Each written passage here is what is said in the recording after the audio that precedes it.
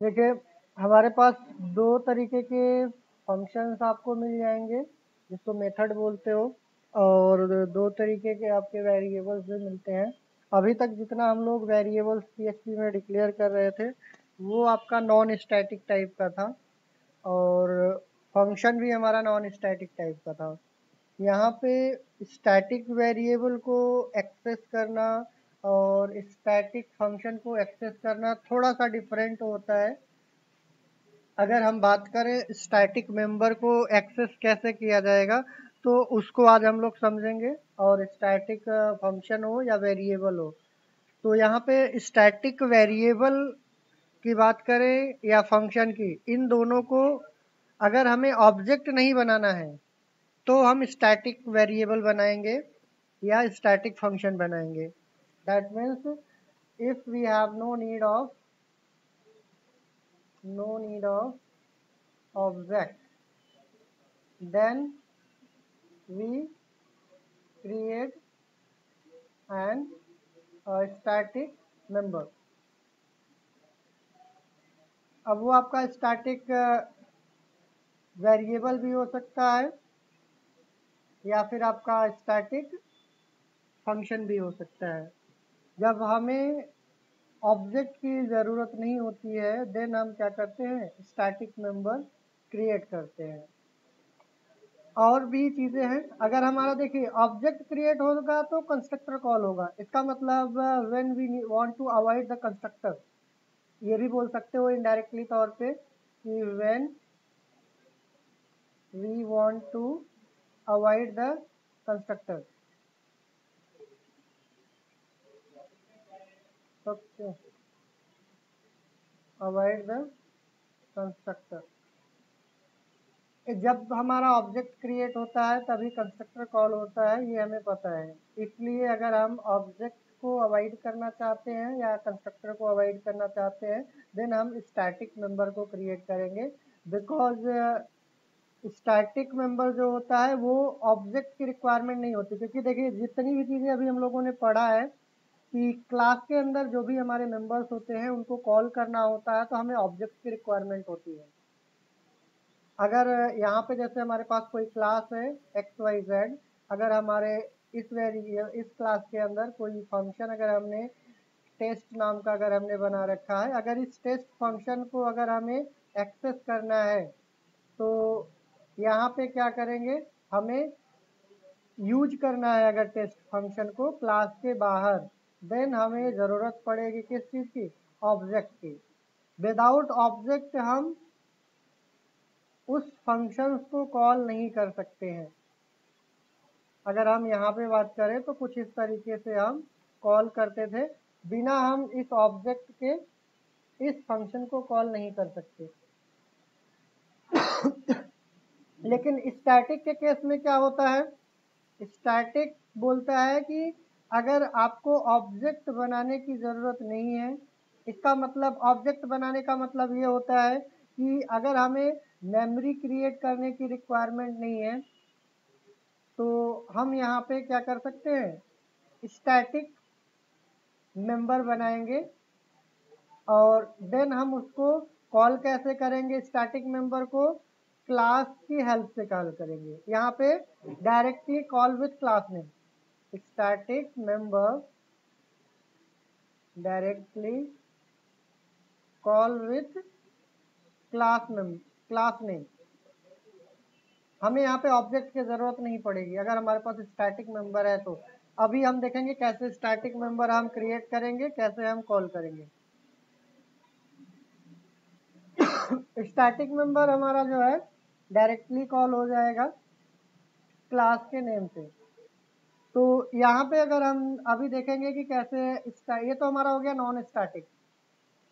और यहाँ पे देखिए एक चीज़ और भी है, जैसे अगर हम यहाँ पे कोई वेरिएबल अगर बनाते हैं, नेम सपोज दैट, और यहाँ पे इस नेम को अगर हमने डिक्लेयर किया है तो यहाँ पे हम जितनी बार ऑब्जेक्ट बनाते हैं, देखिए अगर हमने यहाँ पे एक बार ऑब्जेक्ट क्रिएट किया है और फिर से हमने यहाँ पे obj1 कर दिया और यहाँ पे obj2 कर दिया, तो ये मेमोरी में दो वेरिएबल क्रिएट होंगे। अगर हमने यहाँ पे ऑब्जेक्ट 1 और ऑब्जेक्ट 2 क्रिएट किया तो इसका मतलब मेमोरी में नेम नाम का वेरिएबल ऑब्जेक्ट 1 के लिए क्रिएट होगा और फिर से ऑब्जेक्ट 2 के लिए भी क्रिएट होगा। इसका मतलब है कि हम सेम टाइम पे इस वेरिएबल में कुछ अलग वैल्यू रख सकते हैं और सेम टाइम पे ऑब्जेक्ट 2 वाले नेम में अलग वैल्यू रख सकते हैं। इसका मतलब ये हो गया कि अगर हमारे पास नॉन स्टैटिक टाइप का वेरिएबल है तो एवरी ऑब्जेक्ट के लिए ये सेपरेट मेमोरी एलोकेट करेगा, पहली बात। और अगर हमने स्टैटिक वेरिएबल बना दिया तो ये क्या करेगा कि हमें तो ऑब्जेक्ट की पहली बात ज़रूरत नहीं पड़ेगी, तो फिर उस केस में क्या होगा कि ये वेरिएबल क्या करेगा, स्टैटिक वेरिएबल कॉमन होगा सबके लिए। दैट मीन्स मेमोरी में सबके लिए अलग अलग वैल्यू स्टोर नहीं करेगा। अगर इनकेस आप ऑब्जेक्ट भी बनाते हो तो यहाँ पे ऐसे जरूरत पड़ सकती है ऑब्जेक्ट बनाने की। मान लीजिए ये हमारा स्टैटिक वेरिएबल है और ये हमारा नॉन स्टैटिक है। स्टैटिक के लिए तो हम क्या करेंगे, बिना क्लास के भी हम इसको कॉल कर सकते हैं, सॉरी बिना ऑब्जेक्ट के। बट नॉन स्टैटिक के लिए तो हमें ऑब्जेक्ट बनाना पड़ेगा। अब यहाँ पे मान लेते हैं अगर ये हमारा स्टैटिक है और ये नॉन स्टैटिक है तो ऑब्जेक्ट अगर हम बनाएंगे तो इसको क्या एक्सेस कर सकते हैं, ऑब्जेक्ट के थ्रू कर सकते हैं, बट क्लास के थ्रू भी हम उसको कॉल कर सकते हैं। यहाँ पे मेन जो होता है डिफरेंस मेमोरी एलोकेशन का होता है। अगर हमारे पास स्टैटिक टाइप का वेरिएबल होगा तो इन दोनों ऑब्जेक्ट के लिए एक कॉमन मेमोरी एलोकेशन होगा, जिसमें अगर ऑब्जेक्ट 1 ने कोई मॉडिफिकेशन किया है और फिर लास्ट में ऑब्जेक्ट 2 ने कर दिया तो ऑब्जेक्ट 1 वाले में जो चेंजेस किए गए थे उसको हटा दिया जाएगा। ऑब्जेक्ट 2 में जो आपने चेंजेस किया था वही ऑब्जेक्ट 1 के लिए भी रहेगा, वही ऑब्जेक्ट 2 के लिए भी रहेगा। बिकॉज स्टैटिक मेंबर आप क्लास के नेम से एक्सेस करते हैं, इसीलिए ये आपका क्या होता है, सारे ऑब्जेक्ट के लिए कॉमन मेमोरी होगा। बट जो नॉन स्टैटिक वेरिएबल होगा वो हमारा सभी ऑब्जेक्ट के लिए डिफरेंट डिफरेंट मेमोरी एलोकेशन का काम करेगा। इसका एक एग्जांपल करके देखेंगे कैसे हम स्टैटिक वेरिएबल बनाएंगे और कैसे हम उसको कॉल करेंगे। तो इसके डॉक्यूमेंटेशंस में चलते हैं, थोड़ा सा चेक करते हैं एक बार। यहाँ पे स्टैटिक वेरिएबल या स्टैटिक कीवर्ड बोल सकते हो, स्टैटिक कीवर्ड इन PHP डॉक्यूमेंटेशन।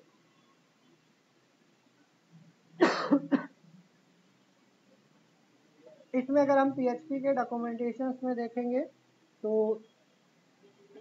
ऑफिशियल वेबसाइट पे अगर हम देखेंगे तो यहाँ पे देखिए बोल रहा है स्टैटिक कीवर्ड डिफाइन करेगा क्या, स्टैटिक मेथड और प्रॉपर्टी। प्रॉपर्टी का मतलब है वहाँ पे वेरिएबल से रिलेटेड है। Static can also use the define static variable let static binding. और इसमें अगर हम देखें declaration of class property method है makes the accessible without needing an instance of the class. यहाँ पे देखिए अगर हम कोई मेथड या प्रॉपर्टी अगर हम स्टैटिक बनाते हैं तो उसको एक्सेस करेंगे without any instance of the class, उस क्लास के ऑब्जेक्ट के बिना हम उस स्टैटिक मेंबर को एक्सेस कर सकते हैं। These can also access statically with an instance class of the object. देखिए आप यहाँ पे देख रहे हो कि इसमें इंस्टेंस ऑफ द ऑब्जेक्ट, अगर हम इंस्टेंस की बात करें उस क्लास के इंस्टेंस के थ्रू भी हम एक्सेस कर सकते हैं। Can, these can also be access, but यहाँ पे बोला गया है कि बिना क्लास के ऑब्जेक्ट के थ्रू भी हम एक्सेस करते हैं और ऑब्जेक्ट के थ्रू भी एक्सेस कर सकते हैं। ये ऑब्जेक्ट बनाने की ज़रूरत तब पड़ेगी आपको स्टैटिक के लिए, जैसे मान लीजिए उस क्लास में कुछ स्टैटिक मेंबर हैं कुछ नॉन स्टैटिक मेंबर हैं, तब तो आपको ऑब्जेक्ट बनाना ही पड़ेगा नॉन स्टैटिक के लिए। अगर सारे के सारे स्टैटिक मेंबर हैं तो आपको ऑब्जेक्ट की रिक्वायरमेंट नहीं पड़ेगी। ज़्यादातर हम वहाँ पे स्टैटिक बनाने की कोशिश करते हैं जब हमारे पास कॉमन वैल्यू होती है सारे ऑब्जेक्ट के लिए, वहां पे हम स्टैटिक वेरिएबल बनाएंगे। जैसे मान लीजिए अगर हमारे पास एक कंपनी है, उसमें बहुत सारे ब्रांचेज हैं, तो अगर हम कंपनी नाम का कोई क्लास बनाएंगे, उस कंपनी के नेम जो हो जाएगा, उस कंपनी का रजिस्ट्रेशन नंबर हो जाएगा, या फिर उस कंपनी के जो टिन नंबर हो गया जीएसटी नंबर हो गया, वो हर ब्रांच के लिए कॉमन रहेगा। तो हम उस वेरिएबल को स्टैटिक बना सकते हैं, और बाकी की चीजें जो होंगी उसको हम हर ब्रांच के अकॉर्डिंग क्या कर सकते हैं, नॉन स्टैटिक मेंबर्स हम बना सकते हैं। तो जहां पे अगर हमारे पास कुछ ऐसे डाटा होंगे जो हर ऑब्जेक्ट के लिए कॉमनली रहेगा, उसको हम क्या करेंगे, स्टैटिक बनाएंगे, और जो हमारे पास कॉमन नहीं होगा उसको हम नॉन स्टैटिक बनाएंगे। इसमें एक एग्जांपल्स के थ्रू यहाँ पे देखिए, पहले तो ये यहाँ पे देखिए स्टैटिक मेथड के बारे में बोला जा रहा है। Because static methods are callable without an instance of the object create and pseudo variable this is also variable. यहाँ पे जो नॉन स्टैटिक के केसेस में आपको ऑब्जेक्ट की जरूरत पड़ेगी, बट यहाँ पे सेम चीजें वही बोल रहा है कि हम विदाउट ऑब्जेक्ट के थ्रू करेंगे, अगर मेथड रहेगा तब पर भी। इसमें एक चीज यहाँ पे दिया गया है एग्जाम्पल के थ्रू, जैसे लास्ट टाइम पे एक फू का हम लोगों ने क्लास लिया था, तो यहाँ पे जो स्टैटिक अगर फंक्शन बनाना रहेगा, तो फंक्शन कीवर्ड से पहले हम एक स्टैटिक कीवर्ड को यूज करेंगे। आप पब्लिक पहले यूज कर लो, स्टैटिक बाद में कर लो, या स्टैटिक पहले यूज कर लो, पब्लिक बाद में कर लो, बट फंक्शन से पहले रहेगा ये एक्सेस मॉडिफायर, देन हमारा स्टैटिक कीवर्ड रहेगा। अब अगर हम इस स्टैटिक कीवर्ड को देखिए यहाँ पे बनाएंगे, तो इसको हम एक्सेस कैसे करेंगे, यहाँ पे देखिए ऑब्जेक्ट बनाने की जरूरत नहीं पड़ेगी, सीधे क्लास का नाम हम पास करेंगे और स्कोप रिजोल्यूशन ऑपरेटर यहाँ पे लगाएंगे, जिसको आप 2 टाइम कॉलन से यहाँ पे यूज कर रहे हो, और ये फंक्शंस को हम कॉल करेंगे कुछ इस तरीके से। और उसके बाद यहाँ पे कोई भी यहाँ पे देखिए ये जो दिया गया है, ये क्लास का नाम, ये अल्टरनेट तरीका है कि आप किसी वेरिएबल में क्लास का नाम स्टोर कर लो। जैसे ये हमारा ये वेरिएबल का ये कोई वेरिएबल है, जिस वेरिएबल में इस क्लास का नाम स्टोर किया गया है, तो इनडायरेक्टली हमने यहाँ पे क्या लिखा है, क्लास नेम। दैट मीन्स यहाँ पे देखा जाए तो इनडायरेक्टली क्या फू है, फू स्कोप रिजोल्यूशन ऑपरेटर हो जाएगा, देन स्टैटिक मेंबर को कॉल करेंगे। तो स्टैटिक मेंबर को कॉल करने के लिए 2 टाइम हमें कॉलन लगाना पड़ेगा, that means scope resolution operator लगाना पड़ेगा। क्लास का नेम, पहले क्लास का नेम रहेगा, देन अगर वेरिएबल होगा तो वेरिएबल का नाम देंगे, अगर हमारा फंक्शन होगा तो फंक्शन का नाम देंगे। यहाँ पे देखिए जैसे एक स्टैटिक टाइप का वेरिएबल है, और ये फंक्शन हमारा क्या है, नॉन स्टैटिक टाइप का है। तो इस क्लास के अंदर अगर हमें इस स्टैटिक वेरिएबल्स को अगर हमें एक्सेस करना है, तो यहाँ पे दिस की जगह पे क्या यूज करेंगे, सेल्फ यूज करेंगे। सेल्फ स्कोप रिजोल्यूशन ऑपरेटर रहेगा, और देन उसके बाद ये वेरिएबल का नाम रहेगा। अगर हमें याद हो तो जो नॉन स्टैटिक वेरिएबल्स होते थे उसको हम यहाँ पे फंक्शन के अंदर यूज करते थे, तो हमें ये एरो की का इस्तेमाल करते थे, और यहाँ पे फू की जगह पे हम दिस का इस्तेमाल करते थे। यहाँ पे डॉलर दिस एरो, और उसके बाद ये वेरिएबल का नाम देते थे कुछ इस तरीके से। बट स्टैटिक के केस में स्कोप रिजोल्यूशन ऑपरेटर इस्तेमाल करेंगे। बाकी यहाँ पे अगर हम इसको इनहेरिट करेंगे एक क्लास को दूसरे क्लास में, तो यहाँ पे हमारे पास एक क्लास ये दिया गया है पेरेंट क्लास, और पेरेंट क्लास को हमने क्या किया, यहाँ पे इनहेरिट किया है। तो ये जो भी हमारे पास मेंबर हैं ऑटोमेटिक हमें पता है कि इस चाइल्ड क्लास में आ जाएगा। बट यहाँ पे अगर हमें इस वेरिएबल्स को एक्सेस करना है, दैट मीन्स स्टैटिक मेंबर को, तो हम क्या करेंगे, parent that one is the pre defined, parent हो जाएगा और स्कोप रेजोल्यूशन हो जाएगा, और ये स्टैटिक वेरिएबल्स हम यहाँ पे पास करेंगे जो भी पेरेंट के थ्रू होगा। तो यहाँ पे कुछ स्टैटिक को एक्सेस करने का ये तरीका होगा, और अगर हमारा नॉन स्टैटिक होता तो हम डायरेक्ट ये फंक्शन का नाम डाल देते, ऑटोमेटिक हो जाता। अगर हमारे पास नॉन स्टैटिक होता तो डायरेक्ट हम यहाँ पे दिस $दिस एरो और ये वेरिएबल का नाम पास कर देते, पेरेंट लिखने की जरूरत नहीं पड़ती। अब यहाँ पे अगर हम ऑब्जेक्ट भी बनाएंगे, देखिए तो इस केस में हम ऑब्जेक्ट बना सकते हैं, बट यहाँ पे देखिए आपको ऑब्जेक्ट बनाने की जरूरत नहीं है क्योंकि ये हमारा स्टैटिक मेंबर है।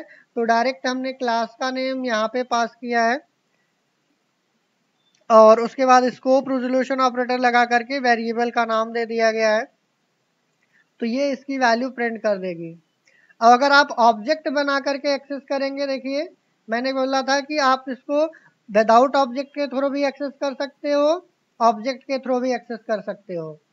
तो यहाँ पे अगर आप ऑब्जेक्ट बनाओगे तो ऑब्जेक्ट बना करके एक्सेस करेंगे तो क्या होगा, यहाँ पे हमारा ये ऑब्जेक्ट का नेम हो जाएगा एरो की, और ये हमारा फंक्शन का नाम हो जाएगा जो नॉन स्टैटिक टाइप का है। और स्टैटिक वेरिएबल को भी आप यहाँ पे एक्सेस कर सकते हो, बट यहाँ पे देखिए कुछ इस तरीके से अगर हम एक्सेस करने का प्रयास करेंगे तो ये हमें क्या बोलेगा, अनडिफाइंड प्रॉपर्टी। तो अगर हमें नॉन स्टैटिक है तो उसको तो हम ऑब्जेक्ट के थ्रू एक्सेस कर लेंगे, अगर हमारा स्टैटिक टाइप का वेरिएबल है तो हम उसको एक्सेस नहीं कर पाएंगे ऑब्जेक्ट के थ्रू। जो नॉन स्टैटिक होगा केवल उसी को हम ऑब्जेक्ट के थ्रू यहाँ पे एक्सेस कर पाएंगे। इसीलिए यहाँ पे हम स्टैटिक मेंबर्स को स्कोप रेजोल्यूशन ऑपरेटर के थ्रू एक्सेस करेंगे। ऑब्जेक्ट बनाने के लिए आपको बना सकते हो, एरर नहीं देगा, बट अगर हमें याद हो अब्स्ट्रैक्ट क्लास के केस में हम ऑब्जेक्ट नहीं बना सकते थे, बट यहाँ पे बना सकते। इसमें यहाँ पे देखिए जो स्टैटिक और नॉन स्टैटिक मेंबर होगा तो हो सकता है हमें ऑब्जेक्ट बनाने की भी जरूरत पड़े, और हो सकता है कि ऑब्जेक्ट बनाने की जरूरत ना पड़े। जब ऑब्जेक्ट की रिक्वायरमेंट नहीं होगी तो हम डायरेक्ट हम यहाँ पे क्लास का नेम और प्रॉपर्टी मेंबर का नाम डालेंगे। तो आप इन शॉर्ट बोल सकते हो कि अगर हमारे पास कोई भी स्टैटिक टाइप का मेंबर है तो उसको हम बिना ऑब्जेक्ट के एक्सेस किया जाएगा। अगर हम ऑब्जेक्ट बना के एक्सेस करेंगे कुछ ऐसे पुराने तरीके से तो वहां पे आपको इस तरीके से एरर मिलेगी, और अगर हम कुछ इस तरीके से एक्सेस करेंगे डायरेक्ट क्लास के नेम के थ्रू तो आसानी से आप उसको एक्सेस कर सकते हो, उसमें आपको प्रॉब्लम नहीं आएगी। तो इसमें ये थोड़ी सी हमें बेसिक रिक्वायरमेंट्स थी ऊप्स के कॉन्सेप्ट में। अगर हम कोई भी फ्रेमवर्क अगर हमें पढ़ना है तो इन जो भी अभी हम लोगों ने ऊप्स के कॉन्सेप्ट में पढ़ा है ये सारी चीज़ें जो है हमें वहाँ पे यूज की जाएंगी, इसलिए इससे थोड़ा सा हमें आइडिया होना चाहिए, क्योंकि वहाँ पे अगर हम यूज करेंगे आपके माइंड में ऐसा नहीं होना चाहिए कि यहाँ पे कभी आप एरो ऑपरेटर यूज कर ले रहे हो कभी ऐसे एक्सेस कर रहे हो। तो ये आपको बेसिक डिफरेंसेस मालूम होना चाहिए कि अगर हम स्टैटिक मेंबर है तो ऑब्वियसली है कि हम ये चीज़ें ऐसे एक्सेस करेंगे, नॉन स्टैटिक है तो हम ऐसे एक्सेस करेंगे एरो ऑपरेटर का यूज करके। बट आगे वाली क्लासेस जो होगी उसमें हम लोग क्या करेंगे, एक ट्राई करके देख सकते हैं या आप खुद से भी ट्राई करके देख सकते हो कि जो इतना भी हमने ऊप्स के कॉन्सेप्ट में पढ़ा है वो सारी चीज़ों का यूज करके अगर हमें डेटाबेस कनेक्टिविटी करना होगा, इनडायरेक्टली आप बोल सकते हो कि क्लास और ऑब्जेक्ट का यूज करके अगर हमें डेटाबेस कनेक्टिविटी कराना है तो कैसे करेंगे, ये आप ट्राई करके देख सकते हो। ये आपके लिए टास्क रहेगा, एक बार ट्राई करना नहीं होगा तो नेक्स्ट सेशन में हम लोग इसको डेटाबेस कनेक्टिविटी करके देखेंगे क्लास ऑब्जेक्ट की हेल्प से।